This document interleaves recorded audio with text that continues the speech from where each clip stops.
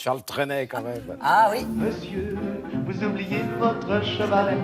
Ne laissez pas ici cet animal, il y serait vraiment Alors peut-être trop mal. avez-vous entendu parler de cette histoire incroyable du facteur cheval ou êtes-vous allé voir le film Bah oui, avec sur Jacques ce Gamblin et sujet Laetitia Casta. Ouais. C'est sorti en janvier. Et donc vous êtes allé voir le palais qu'il avait construit de ses mains. Bah, c'est exactement ça, c'est qu'en voyant le film, je me suis dit, mais il faut aller voir en vrai. Et c'est un lieu qui se visite, qui quand même accueille 170 000 visiteurs par an. Donc c'est assez incroyable. On aurait pu mettre aussi National 7 de Charles Trenet, parce qu'effectivement, Haute-Rive, on est le long de cette National 7, on n'est pas très très loin, on est dans la Drôme. Et là-bas, en fait, il y a ce palais idéal. Au départ, on est dans le jardin de Ferdinand Cheval, qui est facteur, qu'on a appelé le facteur Cheval ensuite. Et en fait, il va se mettre à petit récolter des pierres qui sont plutôt avec des formes sympathiques, des pierres qui lui parlent. Et petit à petit, il va dresser ce palais idéal. C'est presque mystique. Et c'est presque mystique. Et en fait, ce qui est assez intéressant, c'est que le monde entier va venir voir le facteur Cheval. Le New York Times, le Washington Post va faire des articles sur le facteur Cheval. Il a mis combien de temps à le construire? Il a mis 33 ans, précisément, 10 000 jours de travail, 93 000 heures, parce que ce qu'il faut s'imaginer, c'est que ce facteur Cheval, il fait toute sa tournée, qui fait plusieurs kilomètres, et le soir, après sa tournée, eh ben, il va construire son palais. Regardez, direction la Drôme.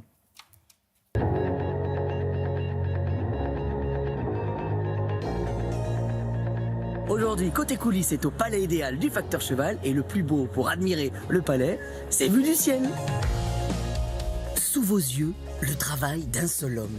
93 000 heures, 10 000 journées de maçonnerie. Durant 33 ans, Joseph Ferdinand Cheval se consacra à son œuvre. Une histoire qui débute lors d'une tournée, quand le facteur trébuche sur une pierre. C'est celle-ci, on est en avril 1879. Il trébuche dessus, il gratte et il découvre cette belle pierre. Et pour la petite histoire, eh bien, il dit qu'il l'a pliée dans son mouchoir de poche. Et alors, comment on pense qu'il s'est inspiré, en fait? Parce que ça rappelle les temples au Cambodge, ça rappelle les temples asiatiques aussi, non? Il se sert des cartes postales. Ah oui. Et oui, Comme il y a il est des cartes facteur. comme il est facteur. Et il faut savoir que ces cartes postales, eh bien, quand il y en avait une qui pouvait lui servir de modèle, il la gardait chez lui. Ça veut dire, attendez, qu'il gardait la carte postale un temps, Un le temps, temps de voilà. s'inspirer de la Oui, photo. ou de la reproduire. Et quand il jugeait que la reproduction était terminée, eh ben, les nouvelles arrivaient. Il y a une âme quand même dans ce lieu, non? Oui, On il y reste a pas une- indifférent. Ah, on reste pas indifférent, il est là, notre facteur, il nous suit partout. Hein. Ah oui. D'après vous, quel est le point commun entre les pyramides d'Égypte, le Taj Mahal et le palais du facteur Cheval?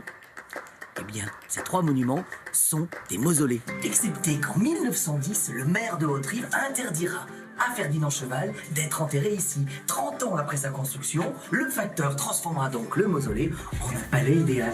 Le palais idéal du facteur Cheval. Et l'incroyable histoire du facteur Cheval fascine. D'où le film de Niels Tavernier, sorti cette année, où Laetitia Casta et Jacques Gamblin interprètent la vie du facteur Cheval. Un film qui d'ailleurs a multiplié par 2 les entrées du palais. Alors pourquoi on est là? Eh ben, on est ici sur son belvédère qu'il va bâtir en 1906.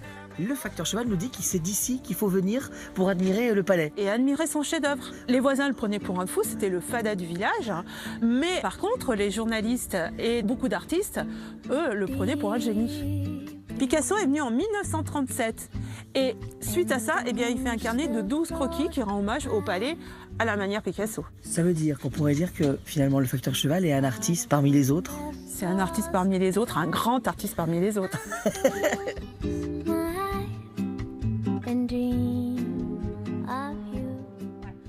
Incroyable, c'est incroyable. Incroyable. C'est dans la Drôme, c'est à Haute-Rive. Et si vous passez par là-bas, arrêtez-vous cet été sur la route des vacances. C'est parfait. Vous voulez en faire quoi? Son tombeau, en fait À la base, il voulait en faire son tombeau, voilà, exactement. Mais il a été très peu compris par la commune et le village au départ. Et aujourd'hui, le monde entier vient visiter. C'est un bel hommage qu'on peut lui faire. Voilà. Avant l'heure.